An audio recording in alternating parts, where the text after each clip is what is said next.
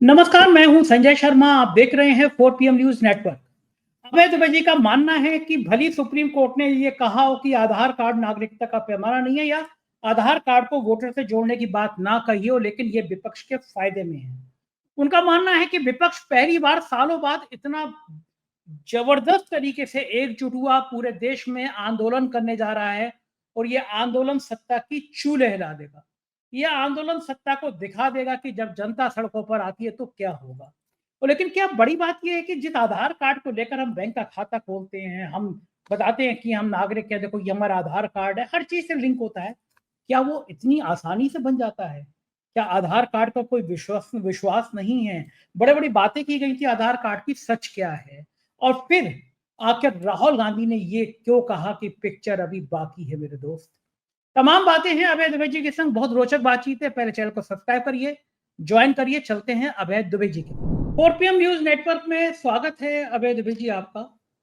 मजे की बात यह है कि अब तक तो हम समझते थे कि हमारी जेब में अगर आधार कार्ड है तो मतलब हमारे लिए बिल्कुल गारंटेड है कि हम कहीं भी जाके कह सकते हैं कि हम भारत के नागरिक हैं, देखो हमारा आधार कार्ड है। जब आधार कार्ड बना था तो ये बड़े जोर शोर से सरकार ने डंका पीटा था कि ऐतिहासिक कदम है, अब हर व्यक्ति की एक आईडी होगी।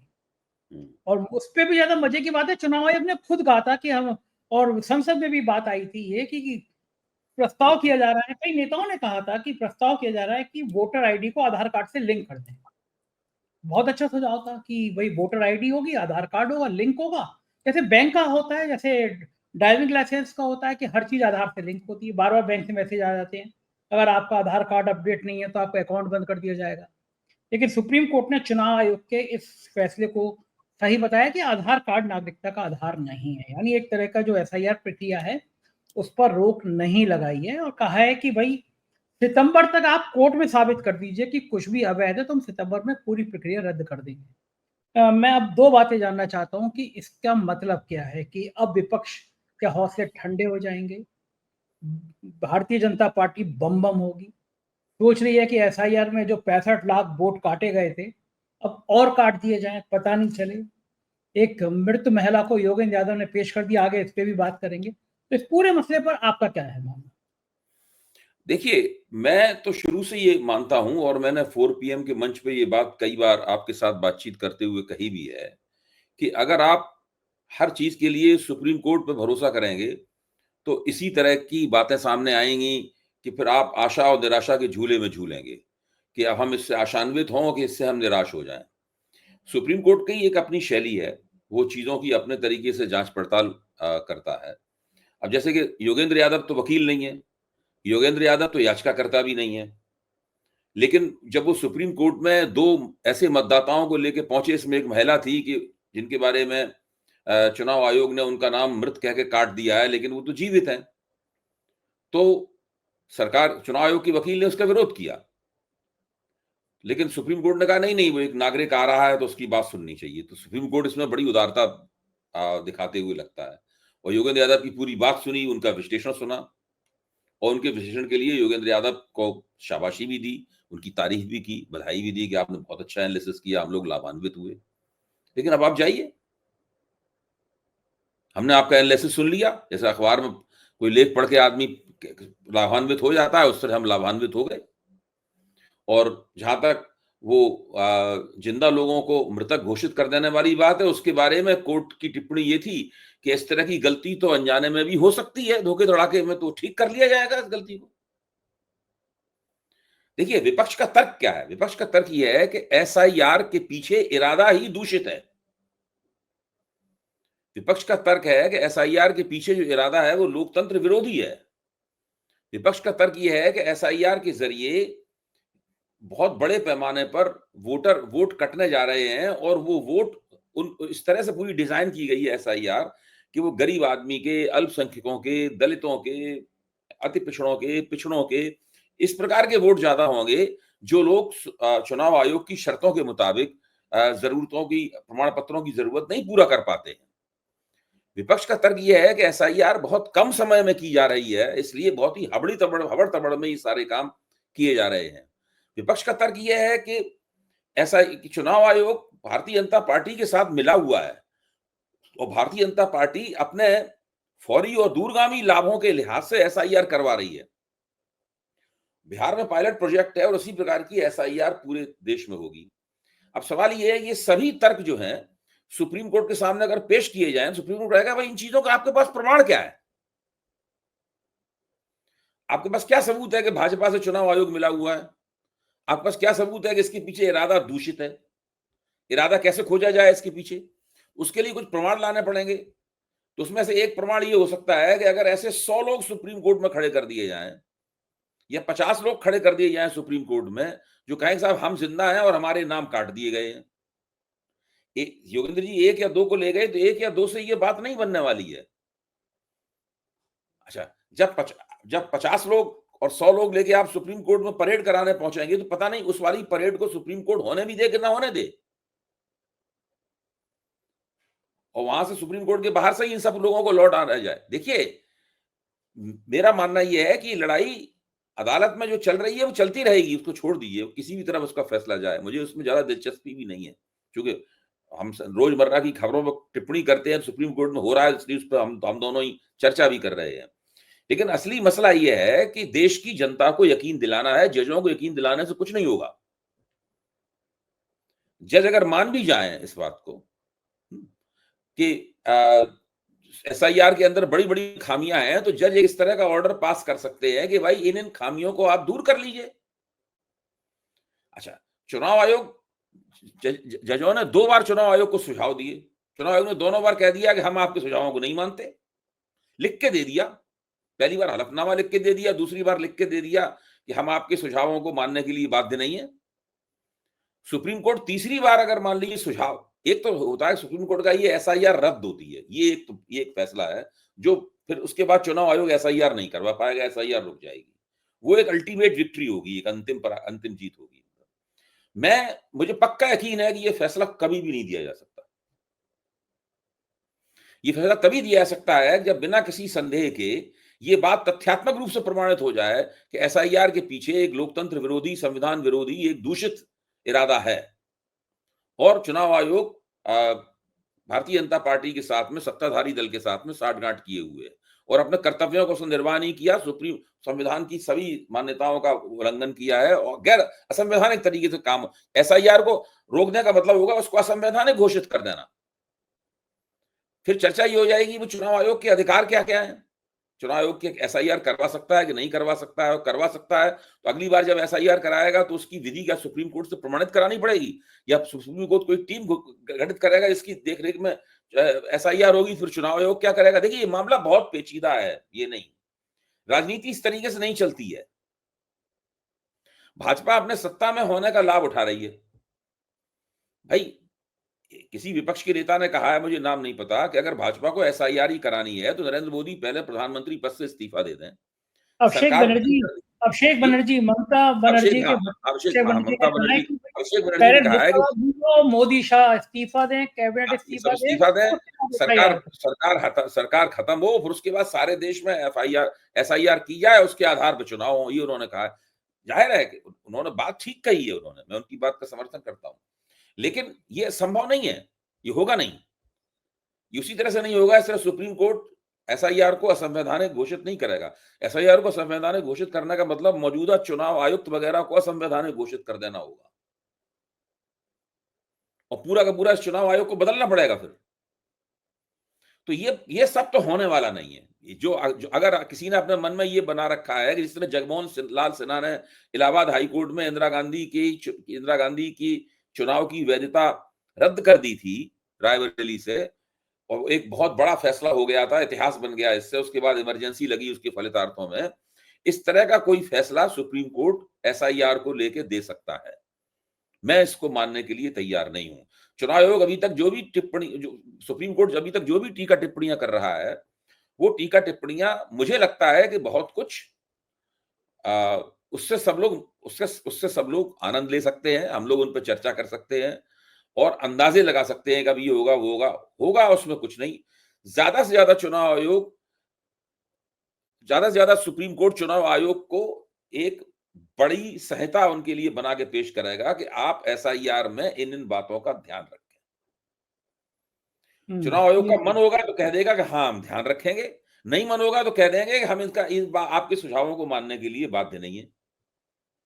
पेच नहीं दोनों ही पड़ रहा है। हालतों में चुनाव आयोग वही करेगा जो वो करना चाहता है। वो कहा दोनों ही जाता है हालतों में ना। ये होगा। देखिए, इसीलिए गेंद विपक्ष के पाले में है और गेंद और विपक्ष उस गेंद को बड़ी अच्छी तरीके से खेल रहा है। हमारा ध्यान वहां केंद्रित होना चाहिए। तो वो कल ये राहुल गांधी ने कांग्रेस ने एक वेब एड्रेस देश भर के मतदाताओं के लिए मुहैया कराया था और एक फोन नंबर मुहैया कराया था कि वोट चोरी रोकने के लिए इस वेब एड्रेस पर अपने समर्थन का सर्टिफिकेट भेजें और समर्थन जताने के लिए इस नंबर पर मिस्ड कॉल दें। तो आज कांग्रेस को 15 लाख समर्थन के सर्टिफिकेट वेब एड्रेस पे आए, 10 लाख मिस्ड कॉल रिसीव की गई।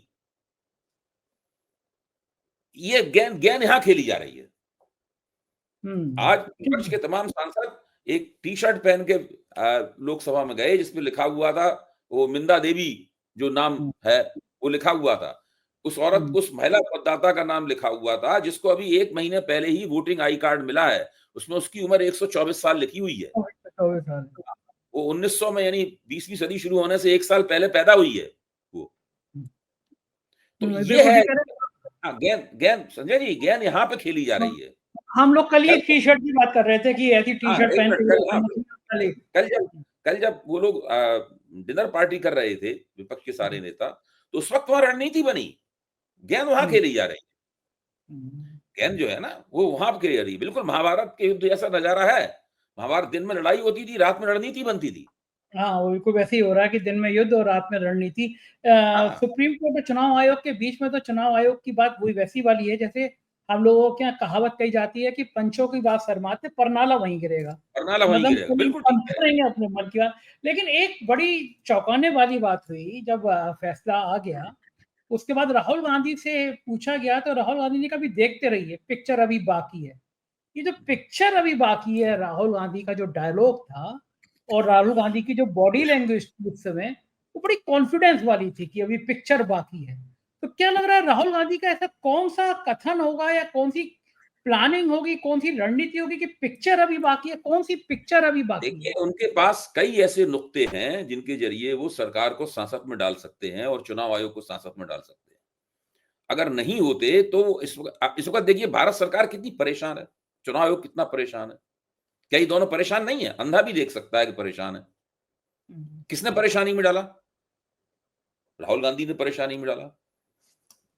मैं आपको कहता हूं कि 7 अगस्त को उन्होंने इंदिरा भवन में जो प्रेस कॉन्फ्रेंस की थी, वो भारतीय लोकतंत्र की सबसे महत्वपूर्ण प्रभावशाली ऐतिहासिक प्रेस कॉन्फ्रेंस है। ऐसी कोई प्रेस कॉन्फ्रेंस आज तक नहीं हुई जो उन्होंने की थी। इसके बाद क्या हुआ कि सारे देश से लोग पहलकदमी लेकर इन वोटर लिस्टों में इस तरह की खामियां ढूंढने में जुट गए हैं। अभी ये खामी पकड़ में आई है कि जो केरल में जिस कॉन्स्टिट्यूएंसी से बीजेपी पहली बार चुनाव जीती है, वहां पे एक व्यक्ति ने शिकायत की है कि मेरे नाम से 6 वोट बना के डाल रखे हैं इसमें मतदाता सूची में। बताइए। उसके बाद में बनारस में एक सज्जन है, उनके नाम से 52 बेटे एक साथ लाइन में दर्ज मतदाता सूची में दर्ज हैं। उनकी 52 औलादें हैं। हाँ, वो एक साथ उसमें दर्ज हैं। कई सारे बच्चे 32 से 34 साल के हैं। देवेंद्र फडणवीस का जो नागपुर साउथ का जो विधानसभा क्षेत्र है, वहां पर बड़े पैमाने पर डुप्लीकेट वोटर पकड़े गए हैं। अच्छा, अब धीरे धीरे इससे मांग ही पकड़ रही है कि भाई डुप्लीकेट वोटर्स हैं, इसका मतलब एक से ज्यादा उन्होंने वोट डाले होंगे। चुनाव आयोग ये कैसे गारंटी करेगा, ये कैसे संतुष्ट करेगा लोगों को कि उन्होंने एक ही बार वोट डाला, एक से ज्यादा बार वोट नहीं डाला? चुनाव आयोग की व्यवस्था से उनको एक से ज्यादा बार वोट डालने से रोक दिया गया, बावजूद इसके कि उनके नाम एक से ज्यादा बार मतदाता सूची में थे। इसके लिए सीसीटीवी कैमरे का सबूत दिया सकता है। चुनाव आयोग सीसीटीवी कैमरे के सबूत न दिखाने को तैयार है, न देने को तैयार है, और कह रहा है कि 6 महीने बाद तो हम सीसीटीवी कैमरे के सबूत मिटा देते हैं, उसका रिकॉर्ड मिटा देते हैं। तो धीरे धीरे विपक्ष की जो बातें थी वो अपने आप में एक पक्का और सही मांग में बदलती जा रही हैं। जनता स्वयं पहलकदमी लेकर विपक्ष की मांगों के साथ में भागीदारी कर रही है। देखिए, ये जो काम विपक्ष कर रहा है, इसी का उसको लाभ होगा। सुप्रीम कोर्ट के फैसले का लाभ नहीं होने वाला है। ये बात तो बिल्कुल ठीक है, लेकिन इस बीच में एक चौंकाने वाली बात और हुई। विपक्ष कह रहा था कि उनके वोट काटे गए। नितिन गडकरी का बयान आया है कि मेरे कॉन्स्टिट्यूंसी में 3 साढ़े 3 लाख वोट कट गए और उनका लगभग इशारा ये है कि मेरे वोट कट गए। तो क्या ये बात सही थी जो आशंका जताई जा रही थी कि गडकरी को हराने के लिए साहेब इंटरेस्टेड है, भारतीय जनता पार्टी देखिए इंटरेस्टेड, तो देखिए प्रयोग मैं इस गडकरी बात का भी को हो बार गया। बार, आप ठीक कह रहे हैं, बहुत अच्छा बात आपने कही। देखिए मैं इस बात को बार बार कहता रहा हूं कि ये एक ऐसी ऐसी मुहिम है जिससे भाजपा के समर्थकों में भी के दिमाग में भी सवालिया निशान उठेंगे, भाजपा के भीतर सवालिया निशान उठेंगे, भाजपा के जो पार्टनर दल हैं उनके भीतर सवालिया निशान उठेंगे। गडकरी जी ने कह दिया, बहुत लोग कह नहीं पा रहे होंगे, गडकरी जी बड़े नेता हैं, उनका कोई कुछ बिगाड़ नहीं सकता है। अब सुब्रमण्यम स्वामी का कौन बिगाड़ सकता है? कोई कुछ नहीं बिगाड़ सकता है। वो मोदी जी को खड़ी गाली देते हैं दिन रात, पता नहीं क्या क्या कहते हैं मोदी जी के बारे में, हम तो कह भी नहीं सकते उन बातों को दोबारा। सुब्रमण्यम स्वामी ऐसी बातें कहते हैं मोदी जी के बारे, हम और आप दोहरा नहीं सकते। नहीं दोहरा वो सकते, खुद ही हमारे 4PM के मंच पे कह दें तो कह दें, हम लोग नहीं दोहरा सकते उन बातों हम को। नहीं दोहरा सकते, ठीक बात है। हाँ, ऐसी बातें कहते हैं मोदी जी के बारे में। हम्म, वो ये कहते हैं कि मोदी इस दिन प्रधानमंत्री नहीं रहेंगे, अमेरिका उस दिन उनका वारंट निकाल देगा। हम्म, हम्म। हाँ, मैंने क्या क्या उनके कहते स्त्री हैं। संबंधों के बारे में बहुत सारी चर्चाएं करते हैं, हम उन बातों को नहीं दोहराएंगे। मैं कहना ये चाहता हूं कि ये लोग तो ताकतवर और बड़े लोग हैं, ये मोदी जी को खुल के चुनौती दे सकते हैं। मोदी जी इनकी बहुत सी बातों को नजरअंदाज भी करते रहते हैं, वरना मोदी जी इनसे भी बदला ले सकते हैं, ऐसी बात नहीं है। लेकिन मोदी सोचते हैं किस किस से बदला लेंगे, छोड़ दिए। अच्छा, तो वो लोग कह सकते हैं इन बातों को, बहुत से नेता ये नहीं कह सकते कि भाई उन्हें हराने की साजिश वहां की गई, अब वोट काटे जा रहे हैं वगैरह वगैरह। तो हम्म, ये मामला जो है ना, ये जो आंदोलन विपक्ष कर रहा है, इस आंदोलन में एक बार ऐसी परिस्थिति आएगी, अगर विपक्ष दृढ़ता पूर्वक ये आंदोलन करता रहा, कि इसमें भाजपा के पक्ष में खड़े हुए बहुत से लोग भी इस आंदोलन के साथ जुड़ जाएंगे। ये ठीक बहुत बात। महत्वपूर्ण आंदोलन है, ये लोगों का मन बदलने का आंदोलन है। ये लोगों को मजबूर करेगा कि वो अपनी मतदान प्राथमिकताओं पर पुनर्विचार करें। तो आपको लगता है कि गडकरी कल को मैंने ये हराने बात की कही प्लानिंग थी की कल होगी। मैंने ये बात कही थी कि ये बहुत बड़ा नॉन फाइनेंशियल स्कैम है। आज कई लोगों हम्म, ने सुना, हमें फ़ोन किया लोगों ने। उन्होंने कहा हम्म, ठीक है, आपकी बात तो ठीक है, लेकिन नॉन फाइनेंशियल स्कैम के फाइनेंशियल पहलू भी हैं। हमने कि वो क्या है फाइनेंशियल पहलू? मुझे पता थे, फिर भी मैंने कहा इन्हीं से पूछें। तो उन्होंने कहा कि हम्म, इस तरह का व्यक्ति जो इतना बड़ा नॉन फाइनेंशियल स्कैम कर सकता है, बैठा हुआ है सत्ता में। इसने बहुत सारे, जैसे नोटबंदी एक बहुत बड़ा फाइनेंशियल स्कैम था, ये तो इसी ने किया। हम्म, और जिस तरीके से तेल और गैस और एलपीजी का गैरकानूनी आयात हुआ है, फिर ट्रंप ने टैरिफ लगा दिया, ये भी सब फाइनेंशियली स्कैम है। हम्म, ठीक तो बात है। बहुत, ये बातें जो हम लोग कर रहे हैं, बातें दूर दूर तक जा रही हैं, लेकिन इनका फायदा तभी होगा जबकि विपक्ष जम के कम से कम 6 महीने तक, मैं मानता हूं 6 महीने तक एक आंदोलन चला है। हम्म, अगर ये शुरू की बातें या तो बिहार चुनाव पे ही बंद हो गया, या वो बिहार चुनाव में मान लो हार गए तो उसमें निराश होकर बंद हो गया, ऐसे नहीं चलेगा काम। इसको लगातार करते रहना पड़ेगा। इसीलिए राहुल गांधी कहते हैं कि पिक्चर अभी बाकी है मेरे दोस्त। अभी क्या हुआ? उर्दू में यही शेर है ना, इब्तिदाए इश्क है रोता है क्या, आगे आगे देखिए होता है क्या। अच्छा, हाँ सही बात है। मेरा सवाल अधूरा रह गया कि गडकरी का बयान जो उन्होंने कहा कि मेरे वोट काटे गए, तो क्या ये बात सही थी कि दिल्ली की लॉबी, गुजरात लॉबी गडकरी को चुनाव हराना चाहती थी। और इसका क्या मतलब निकलता है? हम्म, भाई महाराष्ट्र में किसकी सरकार थी? हम्म, महाराष्ट्र में महायुति की सरकार थी। हम्म, भारतीय जनता पार्टी और उनके पार्टनरों की सरकार थी महाराष्ट्र में। हम्म, हम्म? ठीक है, देवेंद्र फडणवीस मुख्यमंत्री नहीं थे, लेकिन वो उप मुख्यमंत्री थे। सरकार तो उन्हीं के लोगों की थी, चुनाव आयोग भी उन लोगों का था। तो गडकरी से बिना पूछे, उनकी कॉन्स्टिट्यूएंसी में इतना बड़ा नेता है, जो केंद्र में इतना बड़ा मंत्री है, भाजपा का राष्ट्रीय अध्यक्ष रह चुका है, जो उसके प्रधानमंत्री पद पे का दावेदार है, उसके यहाँ मतदाता सूची से इतने नाम कैसे कट गए? हम्म, क्या सही बात है। क्या राहुल गांधी ने कटवा दिए? हम्म, या संजय शर्मा और अभय कुमार दुबे ने कटवा दिए? किसने कटवा दिए? हाँ, कोई कोई तो रहा ही होगा इतना बड़ा ताकतवर।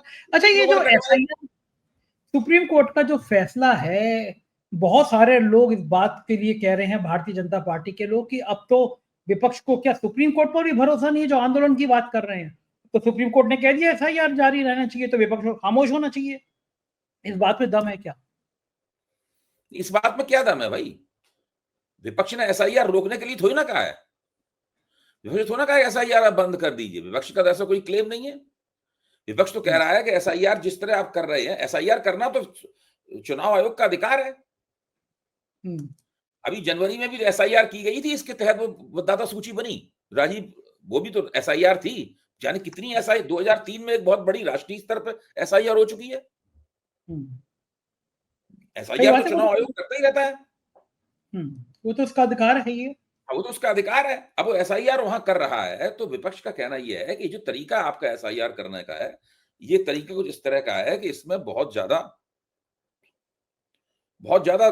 मतदाताओं के वोट कटेंगे। डिसइनफ्रेंचाइजमेंट यानी मतदाता अधिकारों से, वोट के अधिकारों से वंचित होंगे बहुत बड़े पैमाने पर। तो इसके लिए हमने वो योगेंद्र यादव दिया हुआ आंकड़ा आपके सामने पेश किया था कि जितनी बिहार की एडल्ट आबादी है, वयस्क आबादी है, उससे कितना 27 करोड़ कम नाम जो है ना, जो ड्राफ्ट मतदाता सूची आई है उसके अंदर है मौजूद। तो बिहार में वयस्क ज्यादा है लेकिन मतदाताओं की संख्या घट गई है इसी एसआईआर के कारण। ये इसकी पहली प्रमाणित विकृति है। ये उन्होंने आज सुप्रीम कोर्ट में भी कहा। बात तो ठीक है। एसआईआर के एक मिनट पूरी बात सुनिए। चुनाव आयोग का इसमें एक हथकंडा है। चुनाव आयोग कह रहा है कि जिन लोगों के नाम गलती से कट गए हैं, या जिन लोगों को लगता है उनके नाम गलती से कट गए हैं, तो वो फॉर्म 6 का इस्तेमाल करें और दोबारा मतदाता बनने के लिए अप्लाई कर दें। इसमें क्या है, इसका मतलब बहुत बड़े पैमाने पर फॉर्म 6 भरे जाएंगे। अभी वोट कटे हैं, फिर वोट जोड़े जाएंगे बड़े पैमाने पर। आप सोच लीजिए कितनी पेचीदा तिकड़म है ये। पहले आपने 65,64,000 वोट काट दिए। अब आप लोगों से कह रहे हैं कि अब आपके वोट कट गए हैं, अब आप अप्लाई कीजिए। अब न जाने कितने भाजपा की तरफ से लाखों फॉर्म 6 डाले जाएंगे जुड़ने के लिए, और जहां जहां चुनाव आयोग चाहेगा वो उतने वोट जोड़ दिए जाएंगे। और राहुल गांधी ये कह चुके हैं अपनी प्रेस कॉन्फ्रेंस में कि महाराष्ट्र में लोकसभा चुनाव के बाद 1 करोड़ वोटर जोड़े गए, और जहां जहां उन वोटरों ने वोट दिए वो भाजपा को वोट दिए और भाजपा वहां जीती। हमें उतने ही वोट मिले, इतने लोकसभा मिले थे, फिर भी हम बुरी तरह चुनाव हार गए। उन 1 करोड़ वोटरों की दम पर विधानसभा चुनाव जीता गया या चुराया गया, ये वो कहते हैं। तो अब 65,64,000, अब लाखों वोट जोड़े जाएंगे बिहार में। वो वोट एनडीए, वो मतदाता हो सकता है महाराष्ट्र की तर्ज पर एनडीए को वोट करें। ठीक बात है, बिल्कुल तस्वीर कुछ दिनों में साफ हो जाएगी। बहुत बहुत शुक्रिया अभय जी, आपने मुझे इतना समय दिया। Thank you sir. ये तो अभय दुबे जी, पूरी बात आपने सुनी। मुझको यकीन है बातचीत आपको पसंद आई होगी। आपके प्यार भरे कमेंट का मुझे हमेशा की तरह दिया रहेगा। Thank you.